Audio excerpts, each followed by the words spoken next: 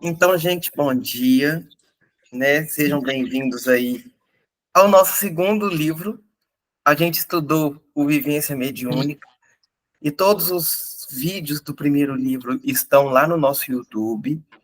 Depois eu vou colocar, aliás, eu já coloquei na descrição do grupo o link de acesso a todos os estudos do Vivência Mediúnica, tá? Então, por lá, todo mundo vai ter acesso a todos os vídeos, capítulo a capítulo que a gente estudou.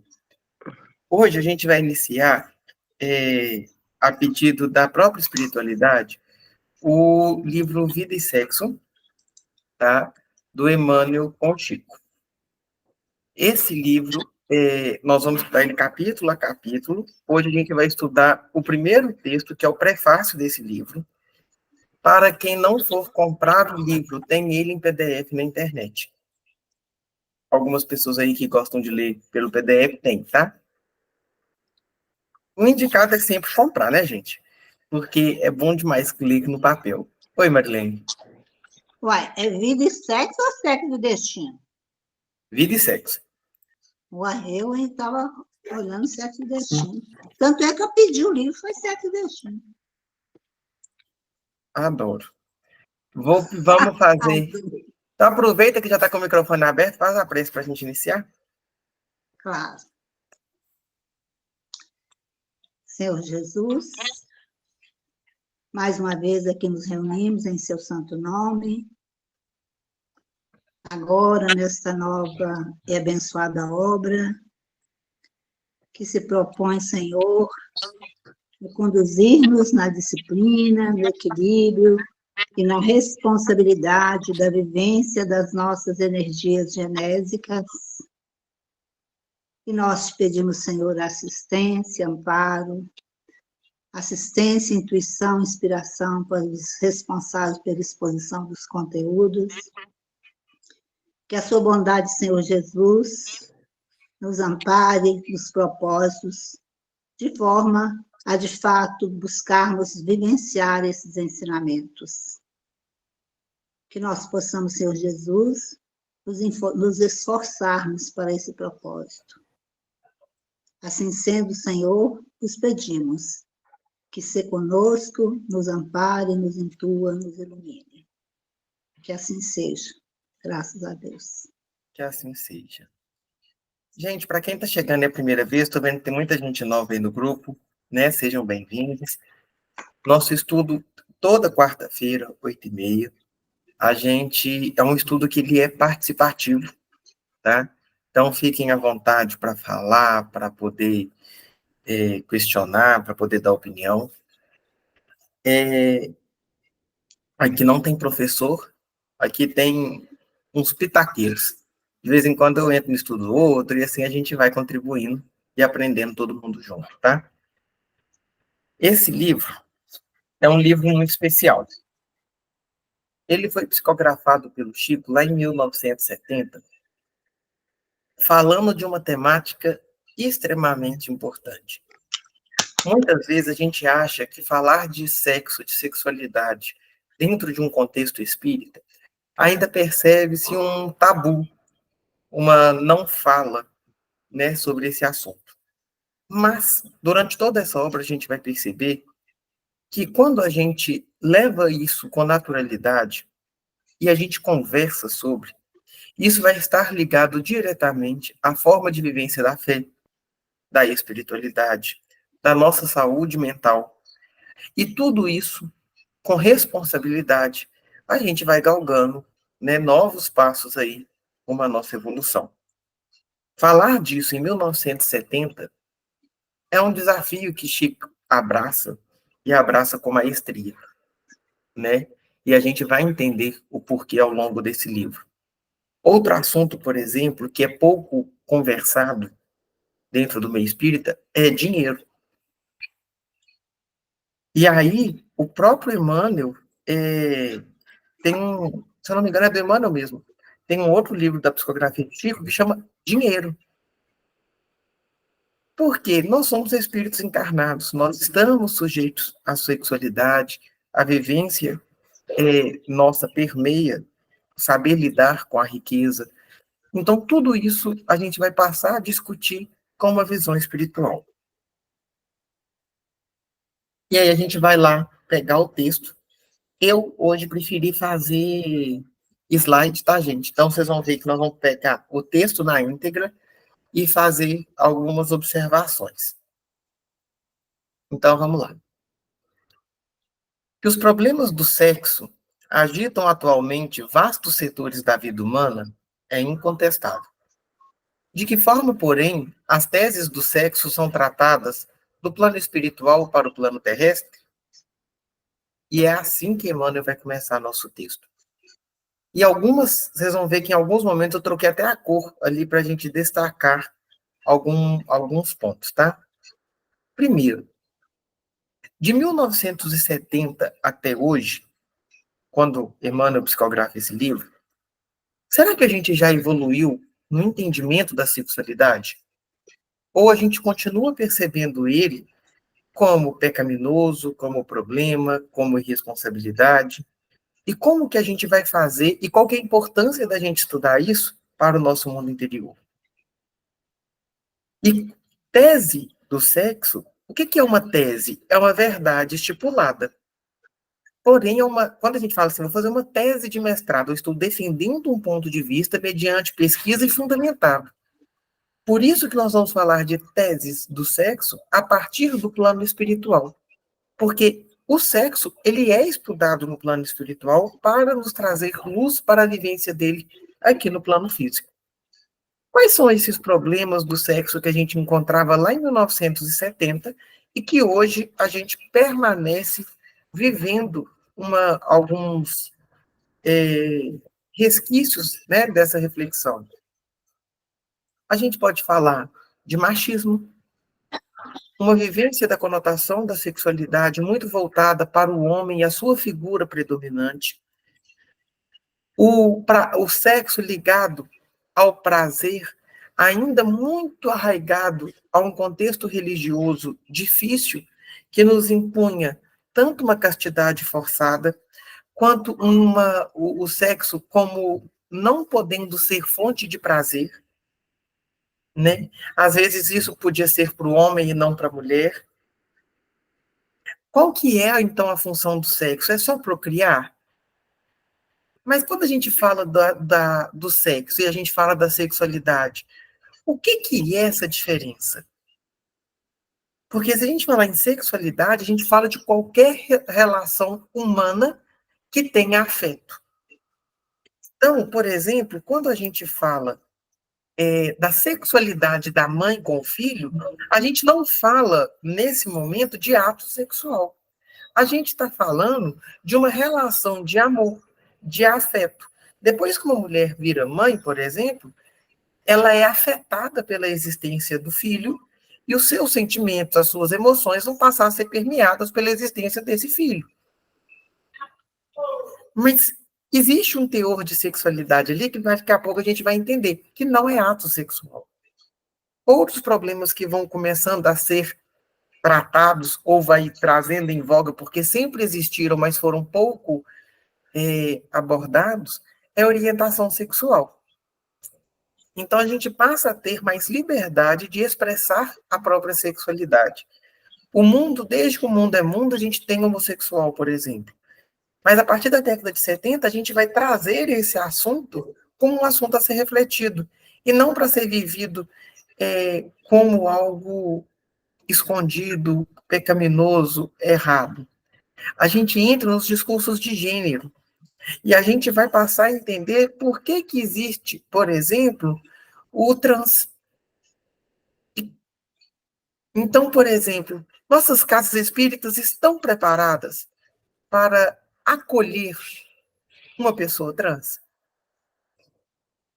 Como que a gente vai fazer para melhor acolher esses nossos irmãos? E como discutir isso com a seriedade que compete ao assunto? Então, por exemplo, o Andrei Moreira, que é um autor espírita, ele é médico de Belo Horizonte, ele tem 2 livros, Homossexualidade sobre o olhar do espírito imortal e Transsexualidade sobre o olhar do espírito imortal. E ele vai fazer essa discussão. Lá na frente, vai ter um capítulo sobre isso. E aí vocês vão entender. A gente entra ali, a partir da década de 70, falando sobre infecções sexualmente transmissíveis, as nossas ISTs, que antes a gente chamava, né, de DST, né, doenças sexualmente transmissíveis. O que tem a ver a proliferação do HIV? Como que, a partir da década de 80 e 90, isso fica muito, muito ativo, mas outras doenças sexualmente transmissíveis já eram tidas em nosso contexto social, e a gente tinha muita pouca relação de estudo, de debate, de conversa sobre esses assuntos. Violência sexual, tanto abuso sexual contra mulheres, contra homens, contra homossexuais, crianças. A gente vai tirar a sexualidade, o sexo, como tabu e vai trazer para um contexto de diálogo respeitoso e espiritualizado. Como que a sexualidade vem passando a ser partícipe dos diálogos familiares, e como que, trazendo esse tema para dentro do contexto doméstico, familiar, a gente tende a trazer maiores responsabilidades, maior consciência sobre o assunto. E as relações entre sexo e honra. Antigamente, se uma mulher não casasse virgem, ela era uma mulher desonrada. E hoje, como que está o nosso relacionamento com esse assunto e até onde o sexo determina ou não a nossa honra, o nosso caráter, a nossa forma de relação com o mundo? Então, tudo isso que eu fui pensando aqui de ser problemas do sexo e outros ainda podem estar relacionados. E aí, a gente vai ver que todos esses temas a gente vai trabalhar ao longo do livro, tá? E aí o texto continua. Semelhante indagação, repetidamente endereçada a nós outros, pequenos servidores desencarnados, motivou a formação do despretensioso volume que oferecemos aqui aos leitores amigos. Com ele, não disputamos qualquer posição nova ante os devotados lidadores da psicologia moderna, que hoje enquadrinham os meandros da alma humana para benefício da saúde mental da comunidade.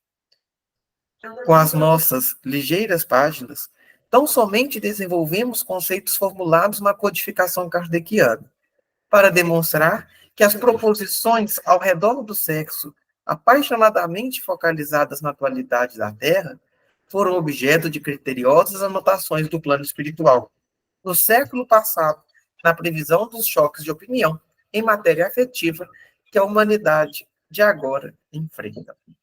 E aí, Emmanuel vai trazer para a gente algumas importantes considerações. Vamos lá. Murilo, a Marilene está com a mão levantada. Ai, não, desculpa. Desculpa, foi esquecimento. Emmanuel já coloca para a gente que, com o desenvolvimento do tempo, os próprios espíritos passaram a ser questionados sobre assuntos relacionados à sexualidade. Mas Emmanuel também já deixa claro que esse livro não vai encerrar todo o assunto. Mas ele vai mostrar para a gente que, tendo por referência Kardec, nós vamos conseguir desenvolver novos conhecimentos. E aí, ele coloca para a gente que a psicologia, que é uma área do conhecimento, uma ciência, traz também esse assunto. E aí nós vamos explicar ali como, tá? Então vamos lá. A Organização Mundial da Saúde já traz para a gente que um conceito de saúde é muito além do que a não existência de doenças. A saúde vai estar muito também atrelada a um bem-estar social, econômico, mental. Ele abrange muito mais do que não somente a ausência de doença física. E logo ali, no final do século XIX e XX, a gente tem dentro dessa psicologia moderna, essa nova forma de pensar saúde mental, a gente tem alguns pesquisadores, em especial Freud, que vai falar para a gente sobre a psicanálise.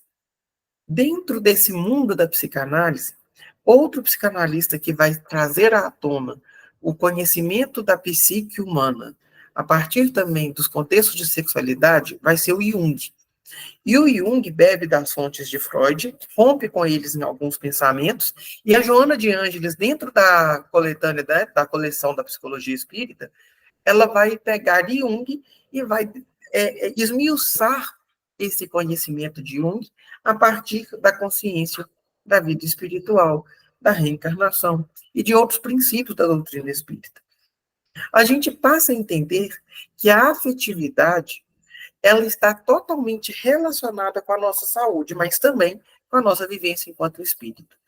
Então, da mesma forma que eu acolho um espírito em sofrimento numa reunião, por exemplo, mediúnica, eu preciso acolher o sofrimento daquele que está do meu lado e que, por vezes, me passa despercebido. Às vezes, a gente vai se tornando afetados, ou a gente afeta o outro, mas vamos colocando barreiras para que esse grau de afetividade não seja percebido.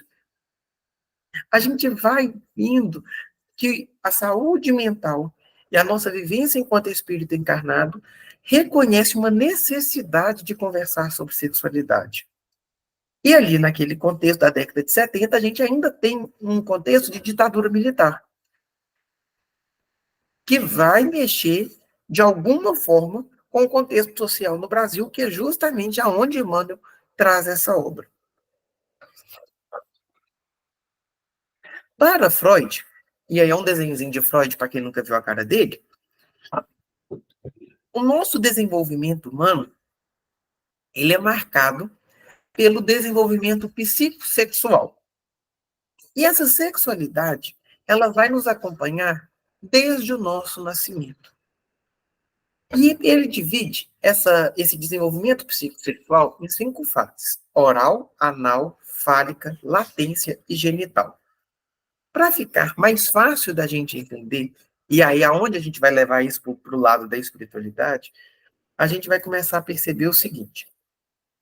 Na fase oral, que a gente vai ter... Só um momento.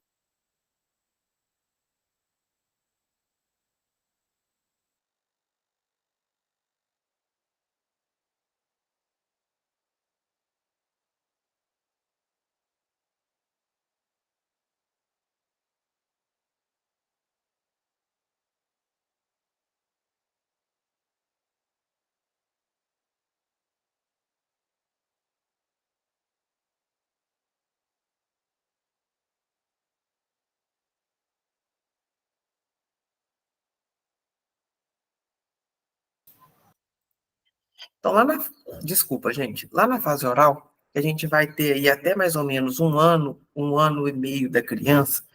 As fontes do prazer da criança vai ser a boca, o lábio, a língua, mamar, comer, morder. Então, você vê, por exemplo, que a criança nessa idade, ela pega tudo e leva para a boca. A boca é o lugar do conhecimento do mundo. E qual que é o conflito que a criança vive nesse momento? O desmame. A introdução alimentar. E quais são as características da personalidade que vão estar relacionadas a esta fase da vida? Otimismo, pessimismo, impaciência, inveja, agressividade. Então, por exemplo, se nós somos pessoas otimistas ou pessimistas, e isso nos define como uma característica muito marcante, a gente pode perceber aí lá numa terapia, numa análise, que pode ter algo mal resolvido, entre aspas, aí nessa fase da nossa vida de desenvolvimento humano. Qual que é a implicação disso no plano espiritual? Olha, se nós vibramos energias e com isso a gente vai trazer proximidade dos espíritos para perto de nós, nós vamos ter que ficar atentos. Porque se eu não cuido de mim, eu sou uma pessoa extremamente pessimista, impaciente, invejoso, agressivo, que tipo de sintonia espiritual que eu vou passar a criar ao meu redor? Se eu sou uma pessoa agressiva, eu vou ter que cuidar disso. Porque vai mexer em toda a minha relação social, mas vai mexer também na minha relação espiritual. Na fase que ele coloca o nome de anal, a gente tem aí de 1 ano e 1 ano e meio até 3 anos. O lugar do prazer da criança está ligado ao ânus, ao reter ou expulsar, controlar a questão das fezes, a questão da higiene é muito marcante. O que isso tem a ver com as personalidades que a gente vai tendo? Avareza, obstinação, ordem compulsiva, meticulosidade, crueldade, destruição, desordem, desarrumação. Então, quando eu tenho isso aqui mal resolvido, qual que é a implicação disso lá na espiritualidade? Por exemplo, na avareza, a gente tem lá no livro do Evangelho segundo o Espiritismo um texto falando sobre isso. Na fase fálica, que é dos 3 anos até mais ou menos os 6, a gente vai trabalhar a exploração do próprio corpo e do corpo do outro. E aí a gente vai ver que, por exemplo, a gente tem o complexo de Édipo. E aí, orgulho, humildade, sedução ou timidez, castidade ou promiscuidade vai estar relacionada a essa fase. E aí, ali, a gente vai começar a trabalhar, por exemplo, a sexualidade mais relacionada a órgão genital. Como que a gente vai ver? A gente vê lá que o orgulho e a vaidade são a fonte de todos os males, está lá no Evangelho. A gente vai ter, por exemplo, essa necessidade de seduzir o outro, ou a má vivência da sexualidade, ou a sedução no bom sentido, vai estar relacionada ali. Timidez excessiva. A questão da castidade ou da promiscuidade, já relacionado na fase adulta, mas vai ter a sua implicação ali nessa idade. E nós temos uma fase aí que vai até mais ou menos os 13 anos, que é a latência, é quando a gente perde os interesses sobre o órgão genital e a gente passa a ter um relacionamento com o intelecto, que a gente vai ter um relacionamento com as demais pessoas. E essa fase vai medir para a gente, vai deixar as marcas na nossa socialização. Desenvolvimento da consciência moral. E aí, ali vem uma importância. Percebe que tudo está relacionado também à figura dos cuidadores, dos pais, dos responsáveis pelo desenvolvimento da criança, e que vai nortear nossa condução moral e, por consequência, espiritual.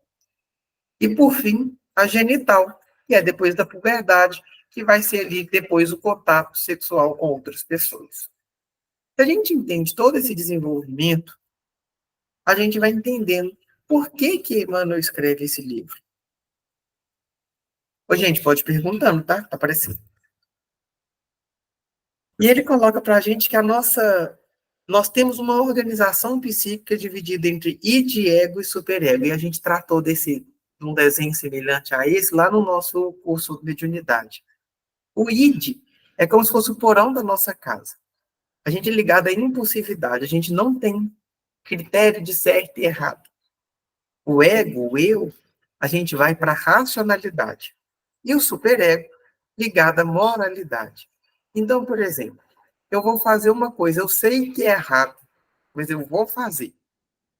É um conflito, porque eu estou raciocinando, querendo ter uma ação, ligado ao meu id, porque eu sei que é errado, mas mesmo assim eu quero fazer, mas quem determina o certo e o errado é meu superego, que está falando sobre o meu grau de moralidade.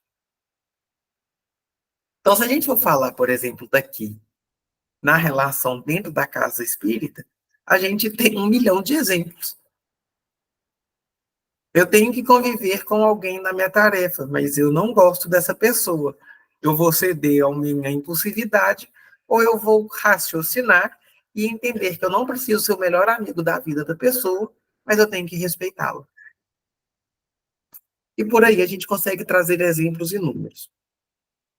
E o texto continua assim: nada mais realizamos que reformular o pensamento e a definição dos mensageiros benevolentes e sábios que orientam Kardec nos primórdios da doutrina espírita, em sua função de consolador prometido ao mundo pelo Cristo de Deus. E para não nos delongarmos em considerações desnecessárias, concluiremos que, em torno do sexo, será justo sintetizarmos todas as digressões nas normas seguintes. Então vamos lá, antes da gente chegar nessas normas. Reformular pensamento não é refutar. O Emmanuel não vai ir contra. Aí eu peguei alguns desenhos aqui para a gente pensar. O que Jesus falou, o que Paulo trouxe em suas cartas, a forma como que Estevão, o primeiro mártir lá do livro Paulo Estevão, que é esse aqui, ó, que tem um ramo na mão, tá, gente? Esse aqui, ó, vai nos possibilitar de reflexões a partir do livro lá Paulo Estevão, que Francisco de Assis coloca, que o evangelista Mateus e João, que são esses dois aqui, ó, escrevem para a gente, e nem que a própria vivência da sexualidade que Maria, mãe de Jesus, tem para a gente.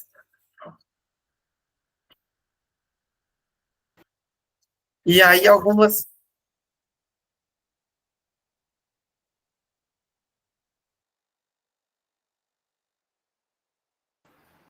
Só um pouquinho, gente, que tá dando erro aqui.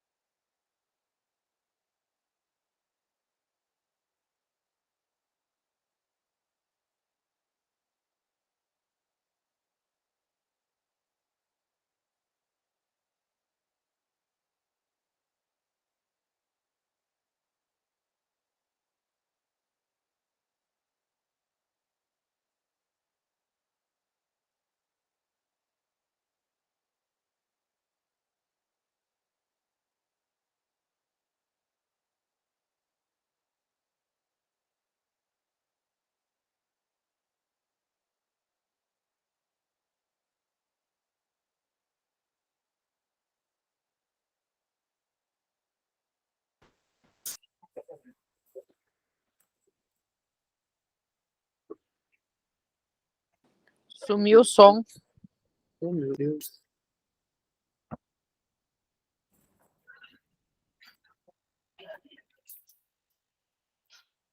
Voltou, gente?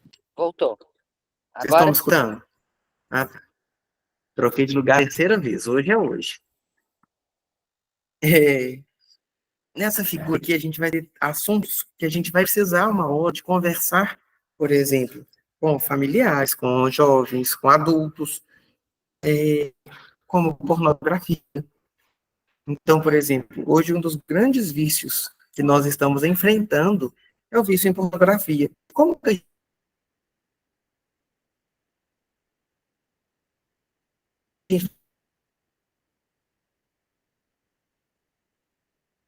vai conversar sobre isso? O Murilo está Questões de falhando, não relacionamento entendi de nada que gênero. você falou agora. Qual que é o impacto, por exemplo, da pornografia ou da masturbação na saúde? Murilo,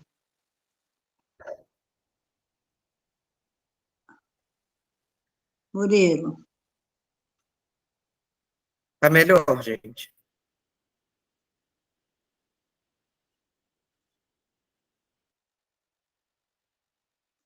tá, não, a gente está perdendo muitos tópicos que está picando, ficando mudo.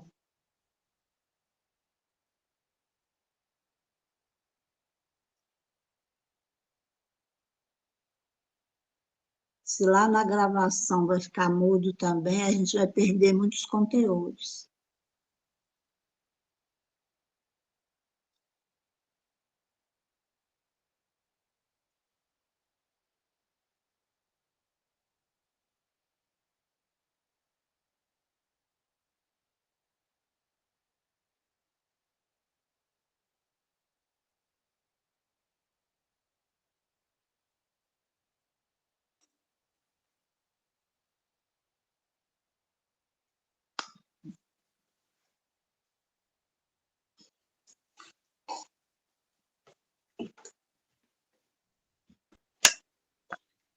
Estão conseguindo me escutar?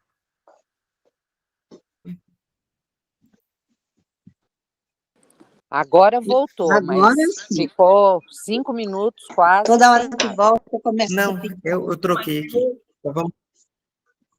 Bom dia, Tá. gente. Mas deu para me escutar até a parte que você falou da pornografia e como que está nos atingindo, Murilo. Para mim deu ok até essa parte, tranquilo.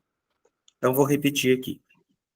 Então, quando a gente fala, por exemplo, de assuntos como, então, pornografia, masturbação, vivência da sexualidade, educação sexual, a gente vai ter que falar isso de uma forma natural. Olha, quantos bons médiums nós temos tido dificuldade na condução justamente pelo vício em pornografia. O acesso à internet hoje nos coloca 1 milhão de possibilidades, gente, de acesso. Mas qual que é o impacto disso na saúde mental e espiritual da gente? E como conversar sobre esse assunto dentro de uma casa espírita, se a gente vem de uma cultura onde esse assunto nem é conversado? Então, por isso que Emmanuel coloca que o caminho vai passar pela educação. Não abstinência imposta, mas emprego digno, com o devido respeito aos outros e a si mesmo. E o que é essa abstinência imposta? A gente vem de uma cultura muito marcada pela religiosidade, que vai nos determinar, por exemplo, que a castidade é algo que tem que ser vivido como um modelo de condução moral.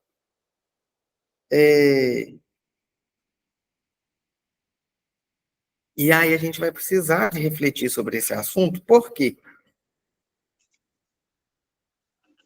Olha que interessante. Será que é natural nós vivermos um celibato? Qual que é a implicação disso na nossa vida?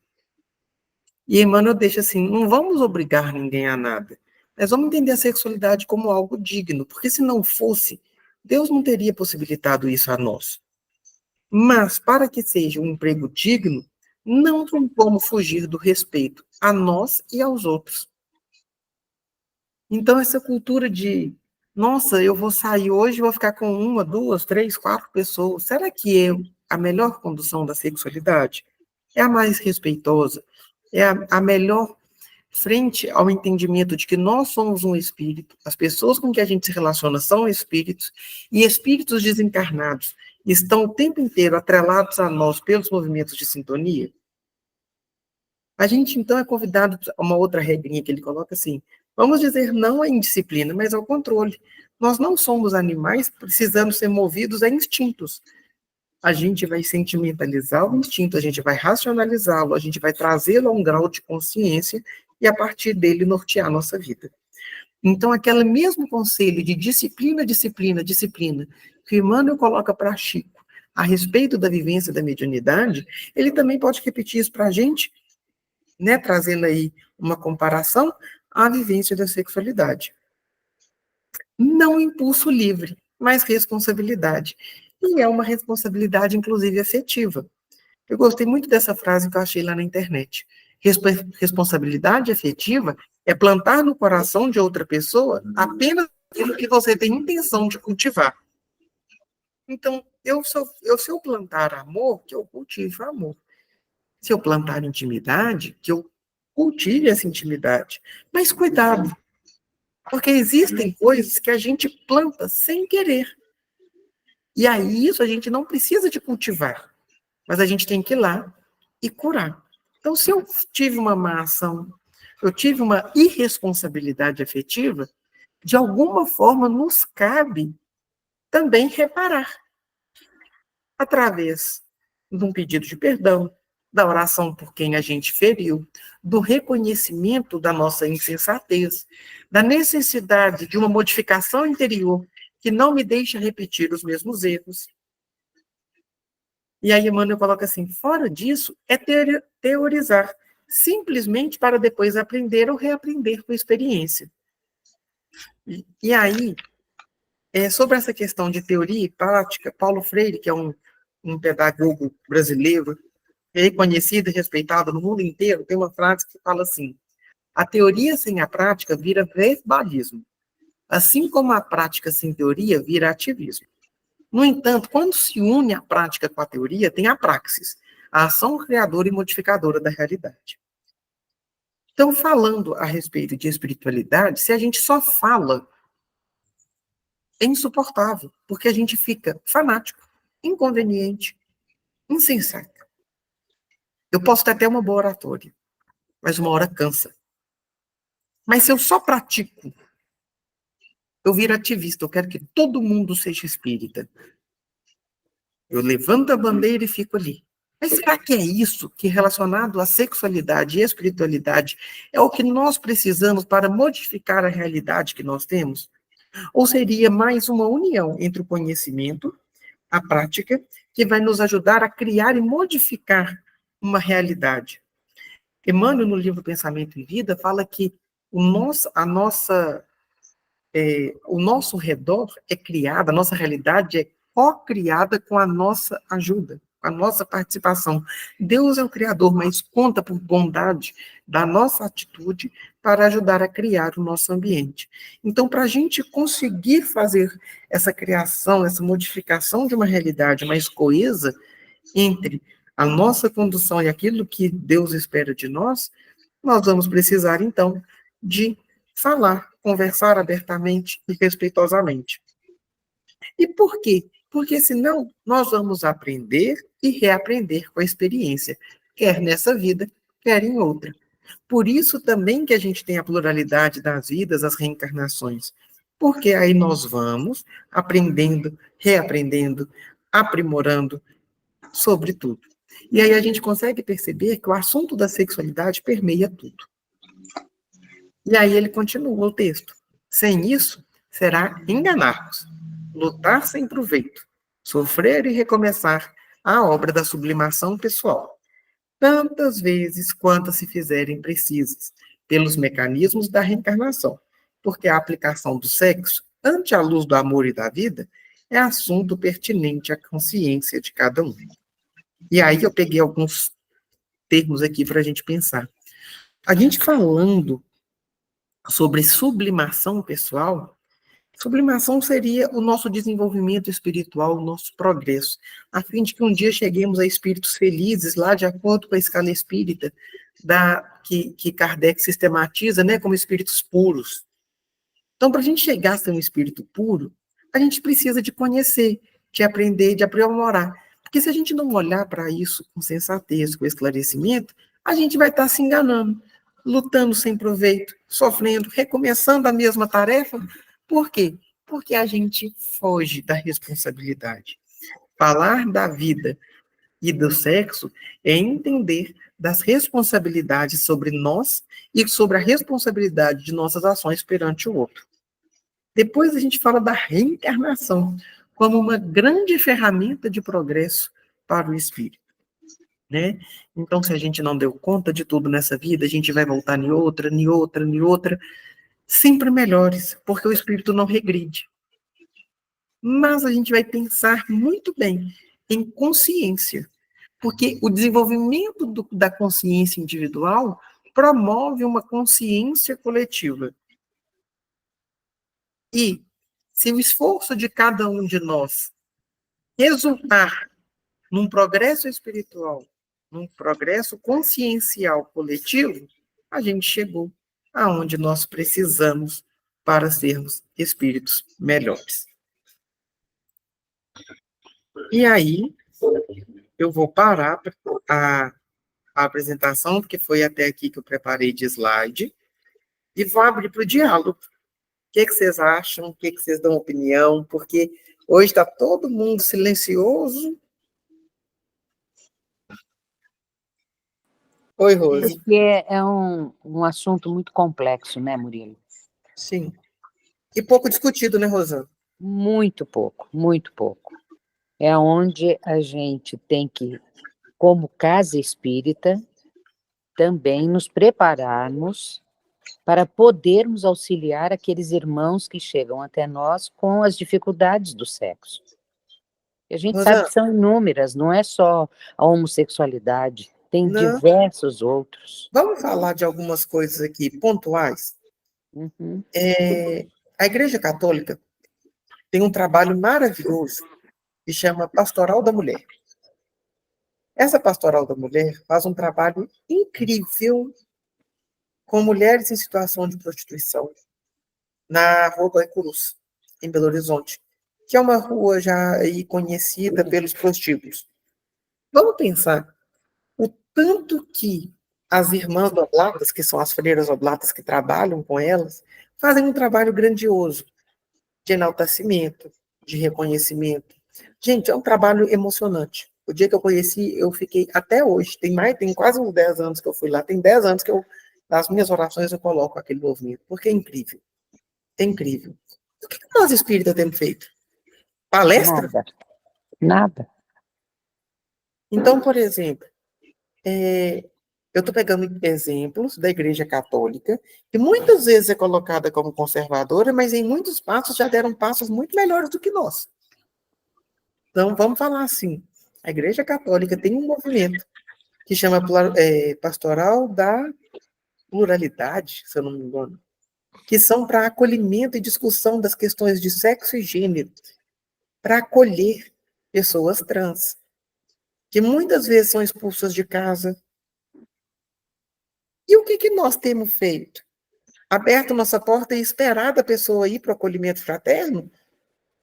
Que busca, que caridade é essa? Quando a gente não reconhece que todos esses assuntos estão em volta da gente.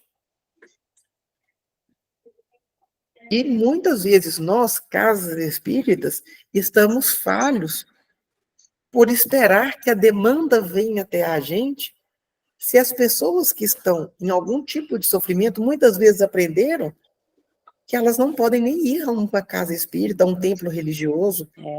Se a gente não mostrar para eles que a gente está aqui de braço aberto, sem julgamento, como que a gente vai fazer? Como que uma pessoa vai chegar no atendimento fraterno e falar assim, olha, Rosana, sou viciada em pornografia. Se a gente nem conversa sobre o assunto. E, às vezes, essas pessoas em sofrimento, justamente pela falta de acolhimento, estão do nosso lado já. Elas nem precisam vir, mas a gente só não dá espaço para elas falarem. Oi, Rose. Bom dia de novo, gente. Então, acabou que a Rosana entrou no assunto. Eu ia até falar assim, bonita, você não levantou a mão, se você não mostrar seu rosto, você não vai falar, não.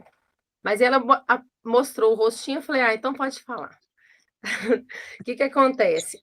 Acabam que vocês falaram exatamente o que eu ia dizer. Ontem eu estive conversando com uma pessoa que ela é realmente da Igreja Católica, e nós falávamos sobre isso, inclusive sobre para mim, eu chamo de projeto, né? Lá da Gaicurus. Teve até uma amiga que brincou assim no que a gente estava conversando e falou: Rose, o que você está fazendo na Gaicurus? Nossa, tá louca essa rua? Falei, imagina, não faz nem de responder, né? Imagina o que eu estava fazendo lá. Tá. Vou nem responder, melhor respirar, né? Mas o que acontece? Aí eu vi o susto dela, com uma pessoa tão aberta, que não tenho assim. Eu posso dizer assim, uma religião, igual todo mundo diz, não tem uma religião assim, e ela disse, que isso, Gaicurus, e falar desse assunto, uma pessoa tão aberta, que pelas minhas observações, faz coisas assim no mundo, que eu digo, e conversa coisas assim com as pessoas, que é muito mais de ridicularizar, se for dizer bem assim. Então, é isso que eu ia entrar, tá-se esse tabu muito forte Rose. ainda, ligado, esse tabu muito ligado ainda sobre posso ou não falar desse assunto, a educação, a troca de energia. Aí você não fala sobre esse assunto, mas aí eles procuram o celular, é a pornografia, é a internet. Mas o grande importante, Rose, vou te cortar. É por isso que eu acho que a gente é levada a estudar um livro como esse. É a quebra. Agora, toda quebra de cultura e de costume, ela é incômoda. Sim. Todas. Chico psicografa esse livro em 1970 e nós nunca discutimos ele. Exatamente. 1970, gente. Então, tem 50 anos um livro que a gente não pegou.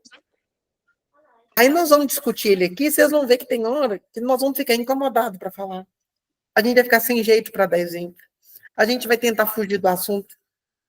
Por quê? Porque está incrustado na gente. Qual que é o papel nosso aqui? Quebrar isso, desmoronar nosso edifício e reedificá-lo.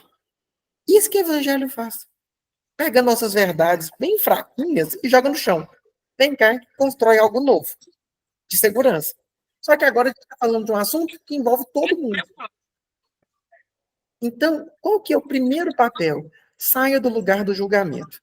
Porque quem estiver no lugar do julgamento nunca vai dar conta de conversar sobre assuntos como esse. A Marilene quer falar, Murilo.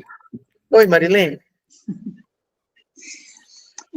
Você, durante um tempo significativo, você falou, e agora você repetiu, a respeito da liberdade de expressão quando se trata desse assunto.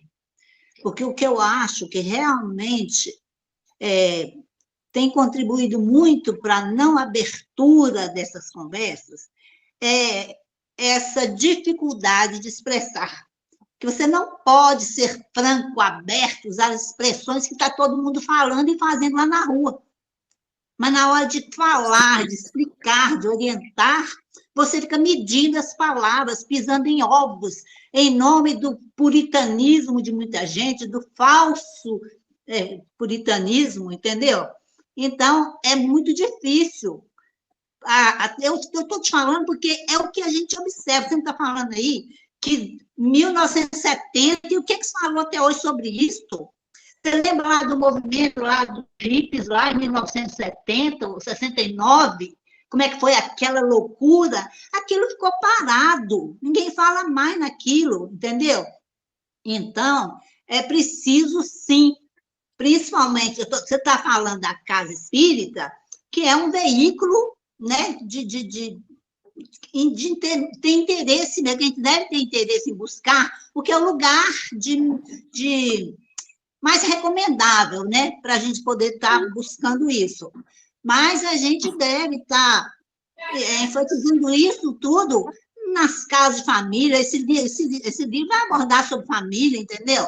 Porque você chega lá, você vai uma mãe, por exemplo, o filho chega 17, 18 anos, antigamente, né, que hoje é 13, 14. A mãe fala assim, onde é que você vai? Você vai para a rua, você vai transar? Você leva camisinha, você usa camisinha, hein? Olha, você faz tudo que você quiser, mas você usa camisinha. Mas o tudo que você quiser, não lembra que ele não tem que respeitar aquela outra pessoa com a qual ele vai trabalhar, usar o sexo, entendeu?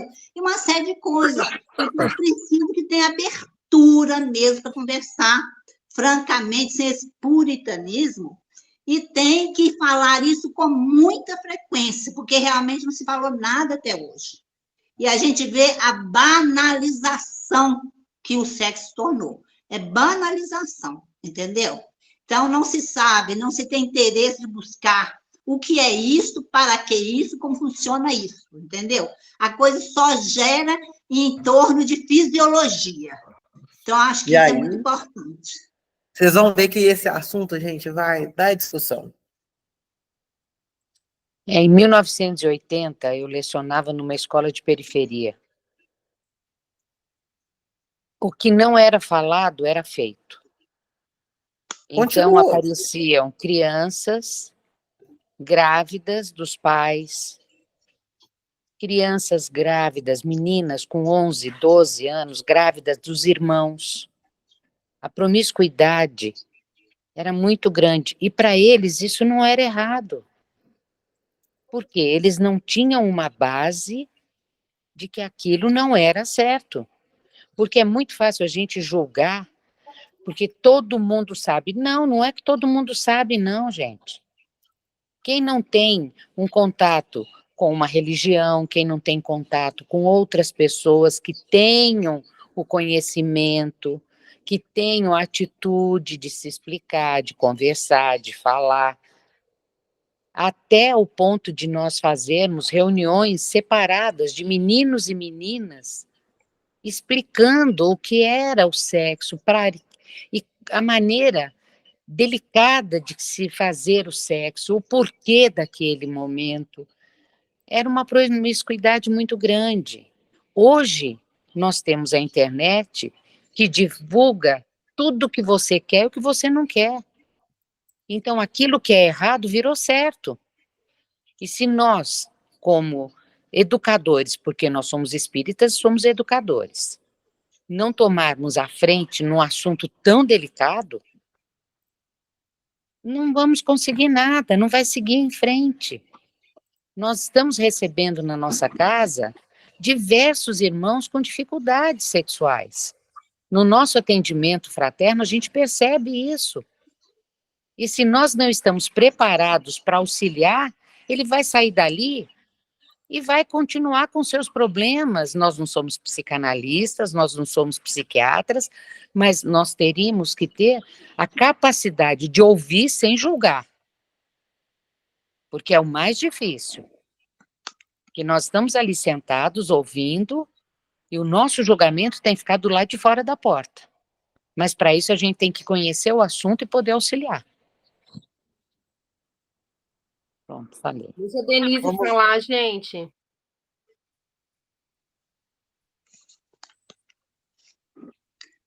Ô, Murilo. Denise, você está sem som, filha. Ah, desculpa.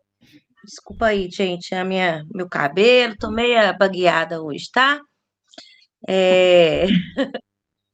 Essa questão da sexual e a sexualidade, eu que ainda estou na área da educação, dona Rosana, ela ainda é muito difícil. Hoje em dia, se procura trabalhar com crianças desde bebê, essa questão toda que o Murilo fala da fase oral, da fase de colocar as coisas na boca, de trabalhar com as crianças e as famílias, e mesmo assim elas ainda não têm muito entendimento. Pelos acontecimentos políticos recentes, né, dentro da nossa sociedade, que demanda o lado, usa o lado da sexualidade para abrir parte de partidos, né? Atrapalha mais hoje em dia essa questão, porque quando a gente vai tocar no assunto, não se vê o benefício e a razão, se vê o outro lado, e aí acaba que dentro da educação se torna mais difícil.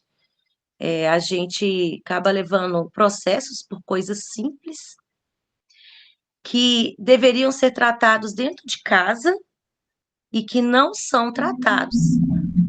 Por exemplo, mês passado, existe um livro que chama Toda Criança Gosta. São frases simples, quando fala toda criança gosta da comida da mamãe, toda criança gosta de ir para a casa dos pais. E nele também trabalha a diversidade, porque cada página retrata uma família diferente, tipo, uma família de muçulmano, uma família indígena, uma família tal. E tem duas partes muito interessantes no livro que fala assim, ó, toda criança gosta de tirar a roupa e sair correndo. E é verdade, gente. A gente que tem criança em casa sabe que quando eles têm 3, 4 anos, eles tiram a roupa e saem correndo mesmo, né? E tem outra parte que fala assim: toda criança gosta de subir num pé de fruta e nadar no rio. E nessa parte são índios peladinhos. E assim, um desenho, eles estão pelados, não é o órgão genital em si, eles estão retratados que é um menino e menina, e no outro é a avó correndo com a cueca atrás do menino, tentando vestir a cuequinha nele, né? E aí, sim, eu tive pais na escola reclamando da minha pessoa que estava trabalhando esse livro. Como eu estava trabalhando isso com crianças de 4 anos, mostrando eles peladinhos, que isso não é da razão deles. Aí, né, a mãe teve que ir lá e tudo, e falou, olha, infelizmente, se sua criança não convive com crianças peladas, então aqui, se o livro está te incomodando, a escola vai te incomodar muito mais. Que hoje, com os distúrbios e as deficiências, Nós temos essas crianças presentes na escola e elas fazem isso o tempo todo.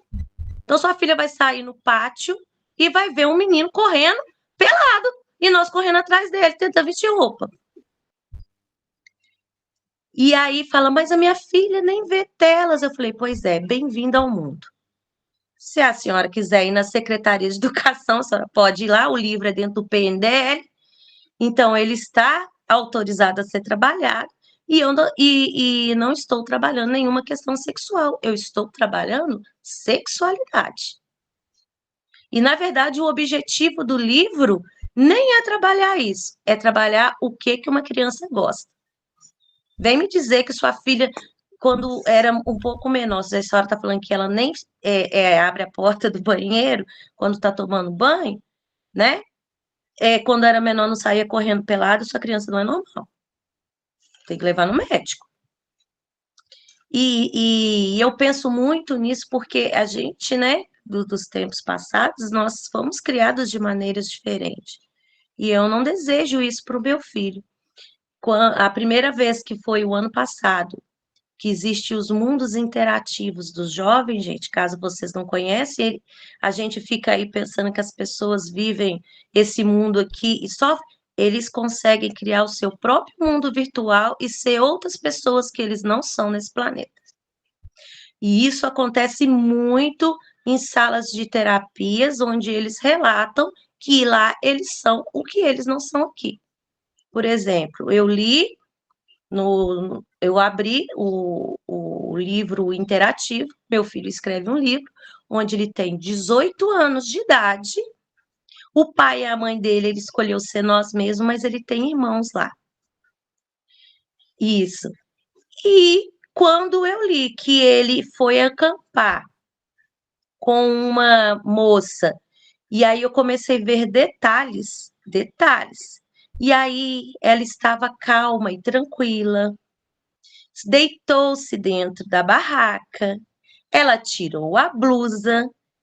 Imagina a minha reação, eu fui lendo aquilo, não vou relatar o resto, porque não tem necessidade, vocês vão saber onde chegou. Com 11 anos de idade, no mundo interativo. Eles fazem coisas que ainda eles não fizeram.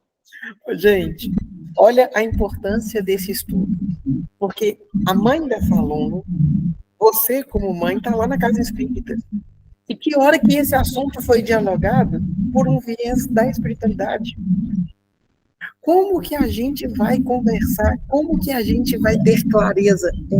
E até ficar à vontade. Você falou, a gente não foi criado com essa educação de diálogo a esse ponto. Mas como que a gente vai romper com esse ciclo? Ele se sente mal de conversar sobre isso.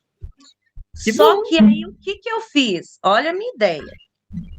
Como a gente tem que fazer o culto do lar, e ele tem que participar, querendo ou não, ele não tem opção. Não tem escolha. Eu peguei aquele livro Fala Sério,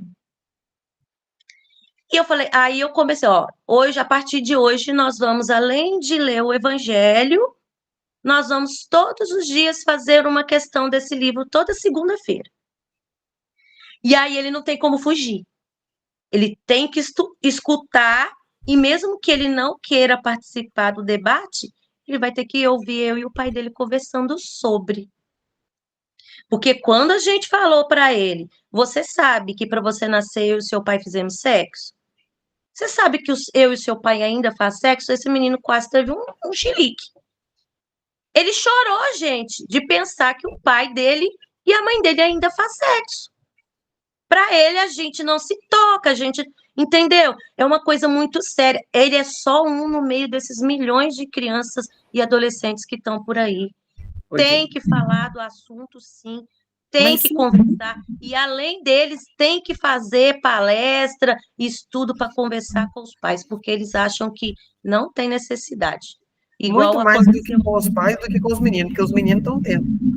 Não, gente, 11 anos tem um mundo interativo, com 18, ele faz coisas com 18. 18 anos. Bom, vamos passar a palavra para a Marilene, só porque o nosso tempo aqui vai esgotar, senão a reunião vai cair antes da prece. Queria só fazer uma observação com base em algumas coisas que eu andei lendo com entrevistas com homossexuais, com trans, relatos deles. Então, a gente está aqui, eu particularmente no momento, dando graças a Deus que você trouxe essa questão para a nossa casa. Por que eu estou falando isso? Porque existem inúmeras casas que marginalizam essas pessoas. E eu ouvi vários queixumes, várias colocações de homossexuais, eu li muita coisa a respeito dessa marginalização. Pessoas altamente competentes sem exercer certos trabalhos na casa espírita por causa de marginalização, preconceito, puritanismo das casas espíritas. A gente vê isso. E acho que as palestras, entre aspas, não deve ter conotação de palestra, não. Tem que ser grupo onde todo mundo vai falar, vai questionar com liberdade de expressão. Porque senão fica embotado, fingindo de santinho, de muito honestinho, de muito puritano, e não põe para fora o que está pensando. Então, isso é preciso ser dito. Precisamos pensar na educação dos pais, das famílias, porque não está aí a Denise falando, ela faz um esforço danado, mas nas casas os pais não fazem. Então, não adianta, entendeu? Então, tem que ser um trabalho bem preparado, bem pensado, para que surta efeito e ser feito com frequência. Vai cair a nossa live. 2 minutos.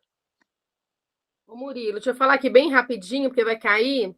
2 coisas a se pensar. Um amigo não queria participar da palestra, visto que sobre sexo, não sei o quê. Eu falei, então você deve ser um ótimo palestrante, deve saber de tudo. É homem. Acho que é um ponto que eu quero que depois a gente fala sobre isso.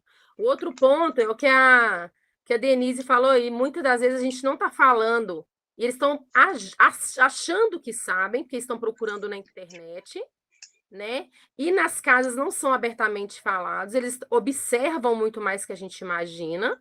Os pais estão criando um tabu do que eles também não entendem. Então, assim, essa parte desse meu amigo fala assim, não vou participar de vida e sexo. Que isso? Sexo? O que é isso, gente? Todo mundo já sabe o que é isso. É mesmo, você já deve ser o palestrante, vou te convidar para dar a próxima palestra. E não sabe, a gente não sabe nada. Então, é algo a se pensar, que eu gostaria muito que a gente falasse depois, para não cair, é muito a se estudar. Obrigada, viu? Nós aí vamos ter o livro todo para discutir. Gente, só por causa do tempo, Rosana, faz uma prece para nós.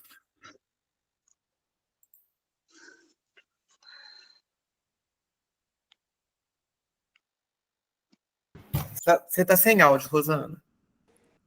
Senhor, nós te agradecemos por mais essa oportunidade do aprendizado, que possamos colocar os nossos corações, pensamentos, palavras, em benefício de todos os nossos irmãos, que assim como nós, estamos aqui aprendendo para podermos auxiliar.